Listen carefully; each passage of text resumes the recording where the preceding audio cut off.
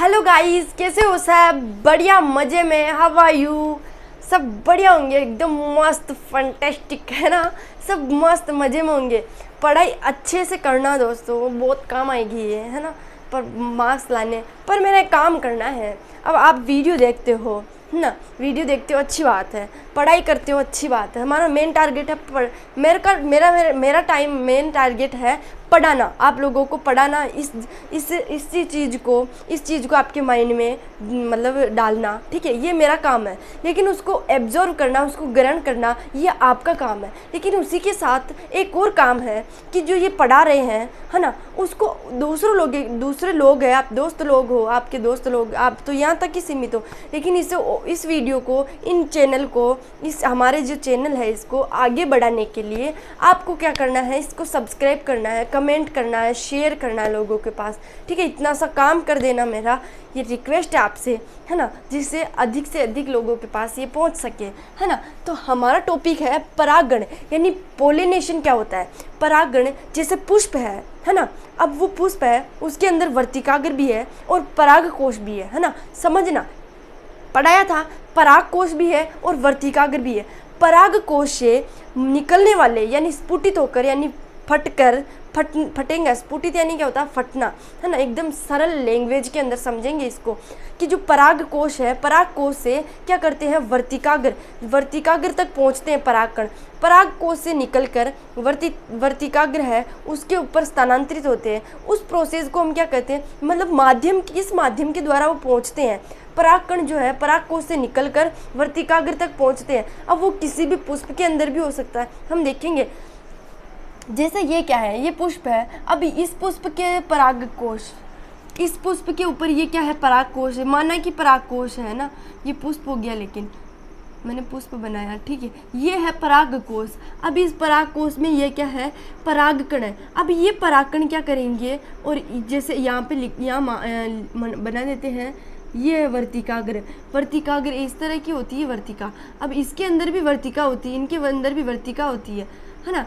तो इनके अंदर वर्तिका होती है, तो ये वर्तिका यानी इस परागकोश से परागकण जो है स्फुटित होकर बाहर निकलेंगे। बाहर निकलने के बाद वो इसी पुष्प पे या इसी पुष्प के फूलों पे गिरते हैं या उस पे स्थानांतरित होते हैं, उस पौधे के वर्तिकाग्र पर स्थानांतरित होते हैं। इस प्रोसेस को हम कहते हैं परागकण, है ना, परागण कहते हैं। यानी ये परागकोश जो है, परागकण जो है, वो इस पुष्प या इस पौधे या इसी पौधे के या फिर दूसरे पौधे के ऊपर जाके क्या होंगे? स्थानांतरित होंगे, यानी उस वर्तिकाग्र पे स्थानांतरित होंगे, उसे हम परागण कहते हैं। अब हम देखते हैं type of pollination, self pollination. सबसे पहले हम देखते हैं यानी जो टाइप ऑफ पोलिनेशन है, पोलिनेशन यानी कहने का मतलब परागण जो है दो प्रकार का होता है।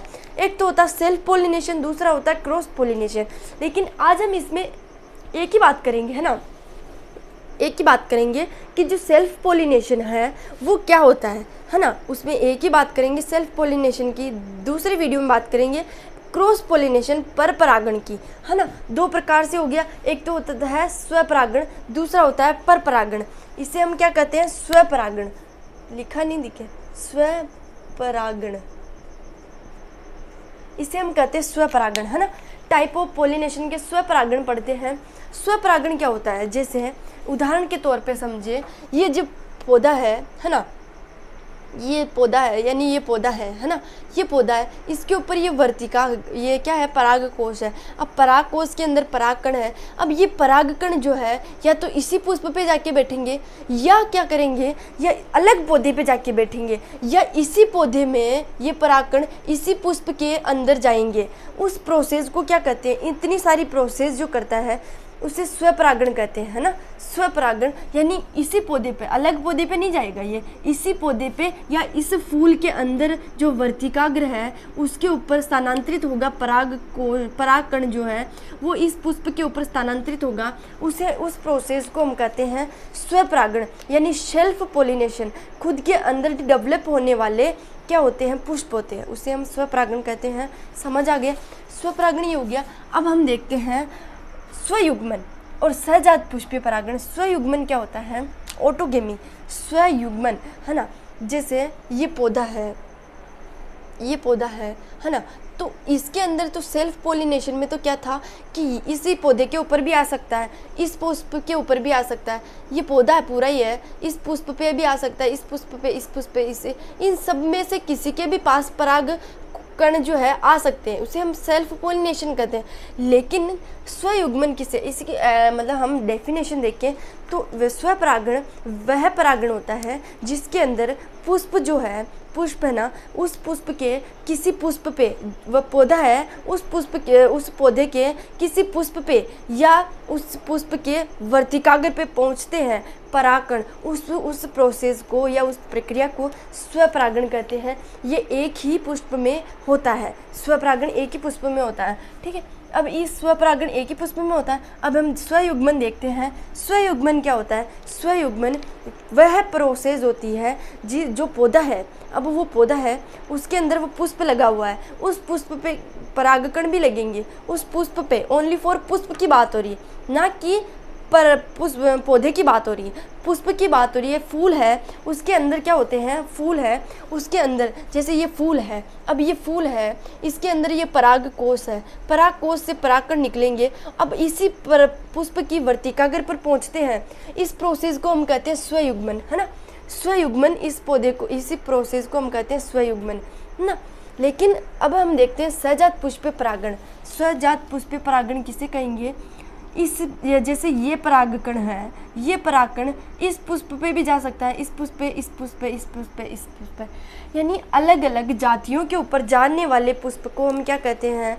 यानी सहजात पुष्प परागण वह परागण जिसके अंदर पुष्प जो होते हैं वो पराग को पुष्प से निकलकर पराग कोश से मुक्त होकर परागकण किसी दूसरी जाति के या उसी पौधे में, यानी जो ये एक ही जात का पौधा है, अब इसी जाति के पौधे के ऊपर क्या होता है? परागकण जाएंगे, परागकण जाएंगे तो इस पौधे के इस पुष्प के ऊपर भी जा सकते हैं और इस पुष्प पे भी जा सकते हैं। तो इस प्रोसेस को हम, ये एक ही पौधे के अंदर होता है, ये एक ही पौधे में होता है, यानी इसी पौधे में होगा, है ना। ये परागकण जो है वो दूसरे पौधे के ऊपर नहीं जाएगा, ये एक ही पुष्प में होता है, यानी पौधे में होता है। उस प्रोसेस को हम क्या कहते हैं? स्वपरागण कहते हैं, ना। समझ आ गई? स्वपरागण कहते हैं। अब हम कहते हैं कंट्री, यह है कंट्रीवेशंस और attracting for self pollination, adaptation for self pollination, यानी कहने का मतलब जो परागकण है स्वयुग्मन के लिए पुष्प के अनुकूलन के लिए क्या क्या आवश्यकताएं पड़ेगी, क्या क्या चीज़ें आवश्यक होगी अनुकूलन के लिए। तो पहली है इसके अंदर अनुकूलताएं, देखते हैं अनुकूलताएं स्वपरागण में के लिए पुष्पों में अनुकूलताएं, अनुकूलन क्या क्या डिपेंड करता है, इसके अंदर कैसे कैसे अनुकूलन चाहिए, है ना। तो बीसेक्सुअलिटी यानी उभयलिंगता। उभयलिंगता क्या होती है? जब नर व मादा क्या होते हैं, अलग अलग समय हो या एक ही समय हो या अलग अलग समय में, नर भी वही जाति का डेवलप होगा और मादा भी उसी जाति की डेवलप होगी, उसे कहते हैं हम उभयलिंगता। नर व मादा दोनों एक ही जात के डेवलप होते हैं, उस प्रोसेस को हम कहते हैं उभयलिंगता, है ना। तो इसमें जो अनुकूलता है उसमें उभयलिंगता भी पाई जाती है ना, ये से बोलेंगे। अब होमोगेमी समकाल पक्वता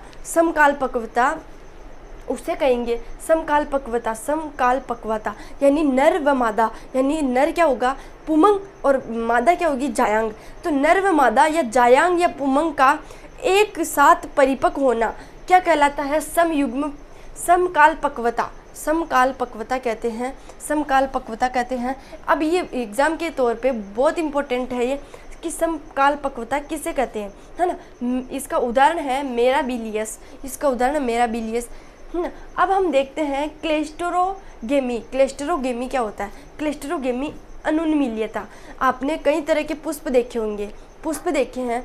अब वो पुष्प जो है कभी खिलते ही नहीं है, जिंदगी में कभी खिले ही नहीं है ना। उन पुष्पों को हम क्या कहते हैं? अनुन्मील्यता वाले पुष्प कहते हैं। वो क्या होते हैं?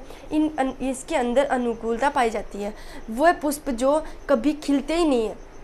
एक दो तरह के पुष्प होते हैं, एक तो होता है खिलने वाला, दूसरा होता है नहीं खिलने वाला। तो ये अनुन्मील्यता की बात कर रहा है कि वे पुष्प जो कभी खिलते ही नहीं है ना, उन्हें क्या कहते हैं? हम अनुन्मील्यता कहते हैं, वे पुष्प जो कभी खिलते ही नहीं है। अब हम देखते हैं, ये हो गया अनुन्मीलियता हो गई। अब हम देखते हैं इम्पोर्टेंस ऑफ सेल्फ पोलिनेशन, यानी इसका पोलिनेशन जो है, सेल्फ पोलिनेशन, उसका महत्व देखते हैं, सेल्फ पोलिनेशन के महत्व देखते हैं। पहला है एडवांटेज, यानी उसका लाभ देखते हैं, फिर हानियाँ देखेंगे, हार्मफुल देखेंगे, यानी डिसएडवांचर देखेंगे। एडवांटेज लाभ है ना, लाभ क्या है, इसमें परागकण कम खर्च होते हैं।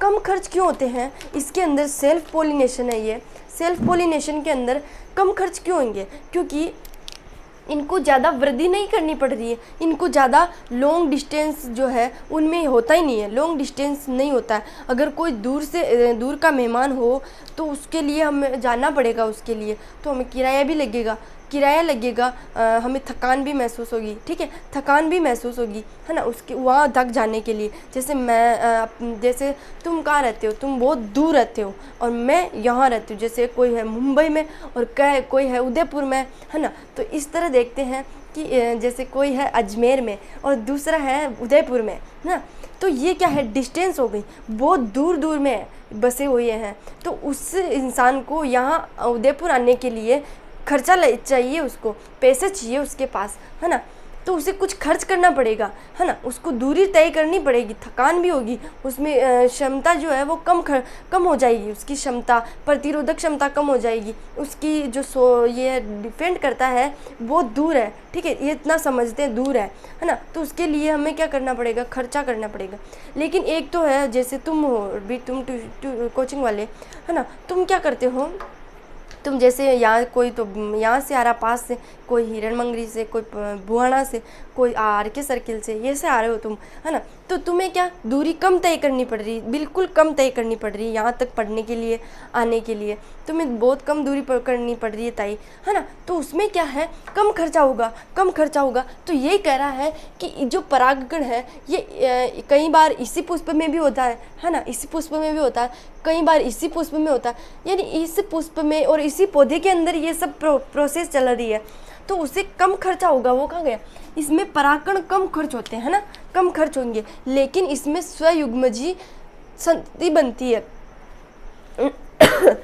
नर व मादा खांसी चल रही है।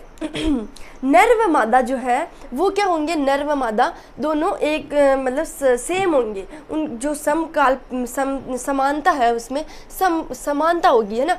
अब तीसरा देखते हैं, इसमें पौधों की ज़्यादा परागकण बनने की ज़रूरत नहीं होती है, इनमें परागकण जो है वो खर्च नहीं होंगे, तो उनमें परागकण ज़्यादा बनने की जो क्षमता है या ज़रूरत ही नहीं होगी, उसमें परागकण ज़्यादा नहीं बनेंगे तो भी काम चल जाएगा, क्योंकि इसको ज़्यादा दूरी तय नहीं करनी पड़ रही है, तो ज़्यादा दूरी तय करनी पड़ेगा, ज़्यादा दूरी तय करेगा, है ना, तो वो क्या करेगा, ज़्यादा दूरी तय करेगा, है ना, तो उसके परागकण आधे तो रास्ते में रह जाएंगे और आधे क्या रहेंगे, बीच में रह जाएंगे, आधे उसके पास रहेंगे। ऐसा करते करते वो धीरे धीरे पहुंचेगा और उसके आधे कण खर्च ही नहीं होंगे, है ना, तो वो दूरी तय करेगा। तब ये डिपेंड करता है दूरी पे कि दूरी कितनी, डिस्टेंस कितनी इसके बीच में, है ना। तो ये कह रहा है कि इसमें पौधों की ज़्यादा परागकण बनने की क्षमता ये ज़रूरत नहीं होती है, ज़रूरत नहीं होगी, क्योंकि इसको दूरी तय नहीं करनी पड़ रही है ज़्यादा, तो क्योंकि यहाँ से यहाँ तक ही जा रहा है ये, तो इससे परागकण कम खर्च होंगे और कम बनने की प्रोसेस जो है वो कम होगी, है ना। अब परागकण को आकर्षित करने के लिए एक तो होता है जो कि सुंदरी देखी होगी एक, है ना, एग्जाम्पल तौर पे देखते हैं, परागकण को आकर्षित करने के लिए पुष्पों को आकर्षक होने की ज़रूरत नहीं होती है। जैसे अब देखते हैं हमारे उदयपुर में कौन आ रहे हैं, वो महाराज आ रहे हैं, एक महाराज आ रहे हैं, एकदम प्रेजेंट टाइम की बात है ये कि महाराज आ रहे हैं ना, वो महाराज आ रहे हैं तो वो भजन बोलने के लिए हम उनकी तरफ अट्रैक्टिव है ना, उनकी तरफ अट्रैक्टिव, उनको देखने के लिए जाएंगे। क्यों जाएंगे, कि वो इतने अच्छे भजन बोलते हैं, उनको देखने के लिए जाएंगे। तो उनको देखने के लिए जाएंगे तो ये क्या कह रहा है कि परागकण को आकर्षित करने के लिए पुष्पों को आकर्षक होने की ज़रूरत नहीं होती है ना।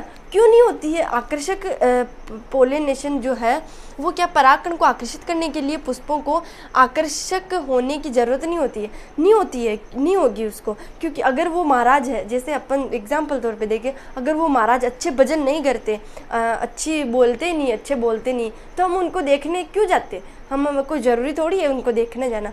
तो इसीलिए कि जो परागकण है वो क्या करेंगे, वो कम दूरी तय करते हैं, है ना। तो कम दूरी तय करते हैं, है ना, तो उनको आकर्षक करने के लिए, अब वो इसी पौधे के अंदर होगा, ये इसी पौधे में होगा, ये इसी फूल में होगा, तो उनको ना अट्रैक्टिव करने की कोई ज़रूरत नहीं है ना। क्योंकि अगर उससे इसी परागकोश को, इसी परागकण को किसी दूसरे पुष्प पे जाना होता तो उसको क्या करता, वो उसको अट्रैक्टिव करने की क्षमता लाता, वो पैदा करता, वो क्षमता अट्रैक्टिव करने के लिए क्षमता उत्पन्न करता, है ना। तो ये कह रहा है कि परागकण को आकर्षित करने के लिए परागकण को आकर्षक होने की ज़रूरत नहीं होती है ना, क्योंकि इसको दूरी कम तय करनी पड़ रही है, तो उसे क्या करेगा, उसे अट्रैक्टिव करने के लिए ज़्यादा क्षमता या ज़्यादा अट्रैक्टिव करने की कोई ज़रूरत नहीं है ना। अब हम देखते हैं डिसएडवांटेज, है ना। इसमें नए लक्षण विकसित नहीं होते। इनमें नए लक्षण क्यों विकसित नहीं होते, क्योंकि जैसे एक संतति है ना, एक संतति के वापस एक संतति होगी, तो उसके माता पिता के उससे जो संतति हुई, पुत्री कोशिका या पुत्र है, उसके अंदर वो जो लक्षण है वो माता पिता के रहेंगे। अगर वो कोई दूसरी कास्ट या फिर अदर कास्ट, या माता अदर कास्ट होती और पिता अदर कास्ट होते, है ना, तो उनमें जो वो लक्षण है बेटी के या बेटे के लक्षण है वो अलग अलग होते हैं ना।